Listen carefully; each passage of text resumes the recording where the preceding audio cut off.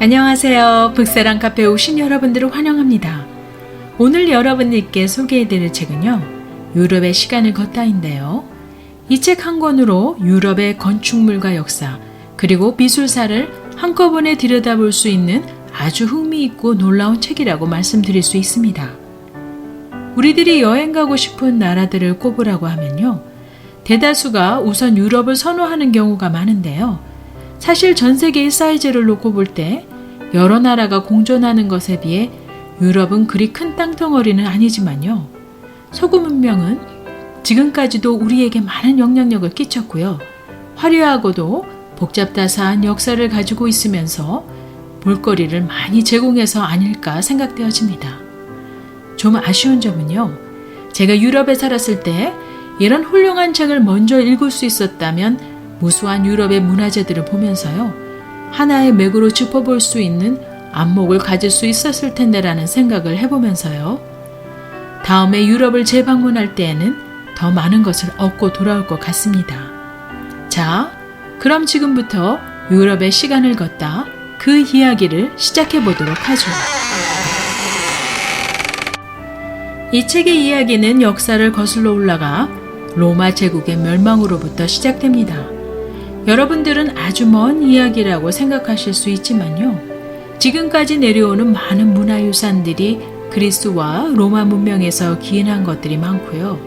역사를 통해 보면 각 시대마다 새로운 건축 양식이나 예술이 전해 내려온 것 같아도요, 자세히 들여다보면 그리스와 로마 문명을 약간 수정하거나 보충하는 정도로 흘러왔기에요.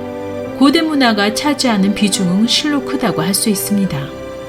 특별히 유럽의 길을 걸으며 건축물을 하나하나 보시게 되면요, 현대식 건물이 지어져 있지만요, 과거와 현대와의 조화라고나 할까요?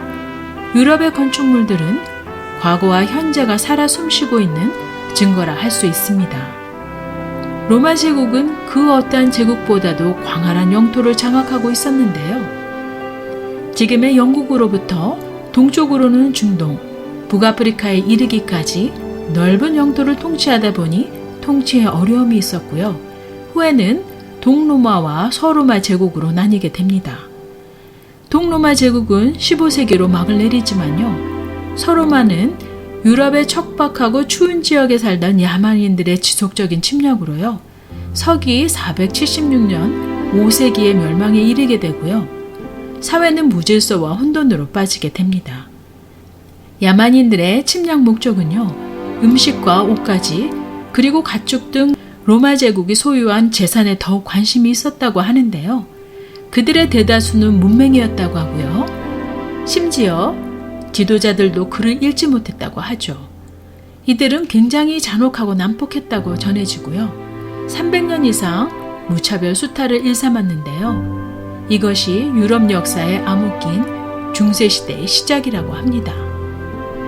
이때 로마 제국부터 존재해왔던 교회는요, 신앙의 중심이었을 뿐 아니라 교육을 담당했다고 하는데요.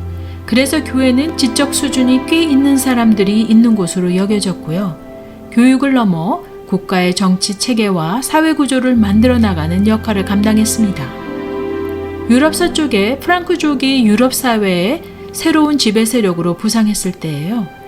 지도부들이 교회를 통해 글을 배우고 역사와 문화에 대한 교양 지식을 교육받았다고 하죠. 문화와 예술이 없었던 야만인이 지배하던 유럽은요, 점차 나라가 안정되면서 그리스 로마의 건축 양식을 바탕으로 건물이 건축되었다고 하고요. 건축보다는 간단한 손공예에 능한 야만인들의 흔적이 문화유산의 건물 조각이나 가구와 장식품에 남겨지기 시작했죠. 서로마가 무너진 이후 프랑크 왕국이 세워지면서 로마의 양식에 프랑크족 문화가 결합된 로마네스크라는 건축 양식이 선보이게 됩니다. 그리스 로마 건축에서 받아들인 기둥과 조각들, 그리고 페데멘트, 즉 건물의 입구나 외관기 등 삼각형의 프레임은요, 프랑크족 지배계급인 게르만족의 공예 문화가 더해지면서요, 새로운 양식인 로마네스크가 완성되었죠. 그래서 유럽의 다른 지역보다도요, 독일에서 그 모습이 두드러지게 보이게 됩니다.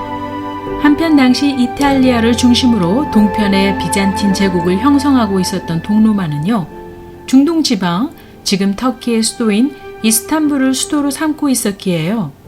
공간을 꾸미는 장식은 동방의 영향을 받았다고 하죠.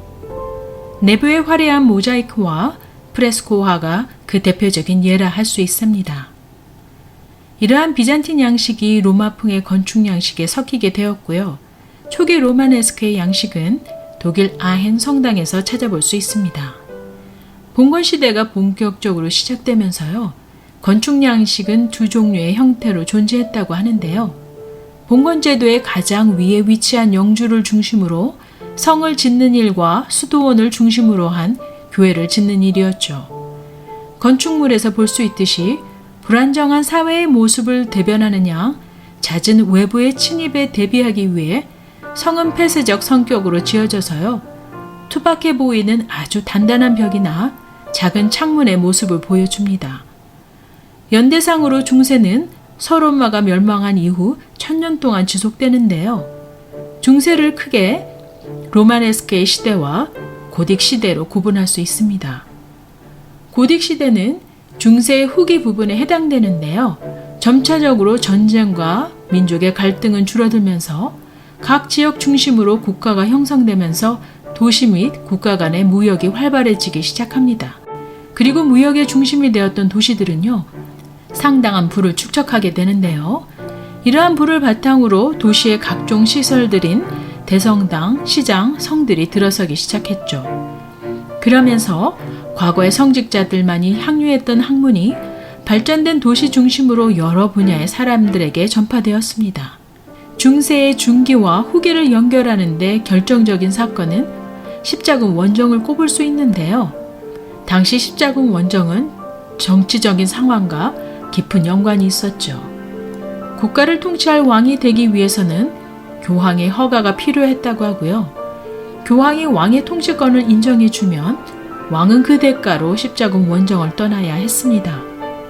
그리스도교가 유럽에 공인된 지 800년이 지나는 동안 교인들에게는 성지순례의 열망이 가득해지면서요, 그러한 열풍은 세계의 3대 성지 예수님의 무덤이 있는 예루살렘, 초기 그리스도의 전통이 남아있는 로마, 예수님의 12제자 중 한 명이었던 야고보의 무덤이 있는 스페인의 산티아고로 향하게 됩니다.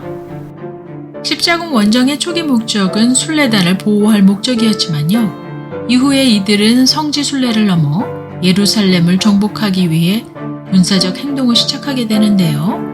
결국 십자군 원정은 유럽 사회에 예상치 못할 결과를 초래하게 되어서요, 오랜 전쟁으로 인해 지방 영주와 교회의 세력은 점차 약화되고요, 오히려 왕권이 강력해지는 현상을 초래하게 됩니다. 그러면서 종교적 대의보다는 개인의 삶이 더욱 중요하게 여겨지게 되죠. 전쟁이 없는 시대로 돌입하면서요, 굳이 건물의 벽을 두껍게 할 필요가 없어지고 창문을 작게 할 필요가 없어지면서 특히 교회 내부를 밝게 하자는 생각이 대두되었습니다. 교회 창문의 크기가 커지면서 기존 벽에 새겨져 있던 벽화나 성상들의 공간이 사라지기 시작했는데요. 당시 사람들은 대체로 글을 읽을 수 없었던 문맹이라 교회 벽에 그려진 벽화나 조각으로 성경을 이해할 수 있었습니다. 빛이 내부로 너무 많이 들어오면요, 종교적 공간이 가져야 할 성스러운 분위기에 방해가 된다는 생각도 동시에 하게 되었는데요. 이러한 두 가지 문제를 바로 단번에 해결해 줄 수 있었던 것은 유리창을 성화로 제작한 스테인 글라스였죠. 이로써 교회 내부는 적당한 빛의 조절과 글을 읽지 못하는 사람들은 창문으로 들어오는 빛을 통해 선명히 보이는 성화들을 보면서 성경과 교회의 역사를 공부했다고 하네요. 고딕 양식의 대성당이 유럽 각지로 퍼져나가기 시작했고요. 작게는 30년 만에 완공한 성당도 있고 무려 500년에 걸쳐 지은 성당도 있는데요. 이는 공학적 기법과 예술적 수준이 높았기 때문이라고 합니다.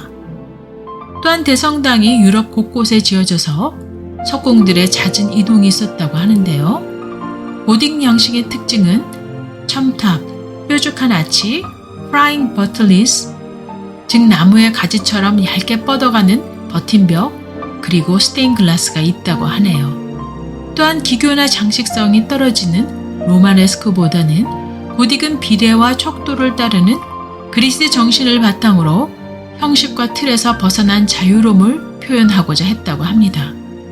또한 고딕 양식은 나라마다 지역마다 독자적으로 발전해 나갔다고 하죠.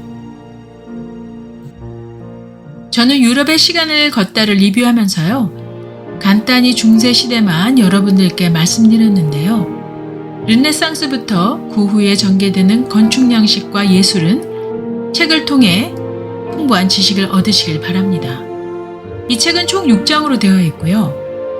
그 안에 많은 소제목들로 아주 내용이 알차게 구성되었을 뿐 아니라요. 유럽 여행 가시기 전에 꼭 읽으셔야 할 필독으로 여겨지고요. 기념 건축물 앞에서 사진으로 여행을 한 기록을 남기는 것도 좋지만요. 전체적으로 건물에 담긴 역사적 배경을 이해하고 유럽 여행을 하신다면 더욱 유익하시리라고 생각됩니다. 책의 내용은 로마 제국 멸망에서 근현대까지를 다루고 있어서 방대하지만요. 아직 유럽의 역사를 다 이해 못하셨다면 꼭 한번 읽어보시길 권하면서요. 구독, 좋아요 잊지 마시고요. 다음 영상에서 뵐 때까지 안녕히 계세요.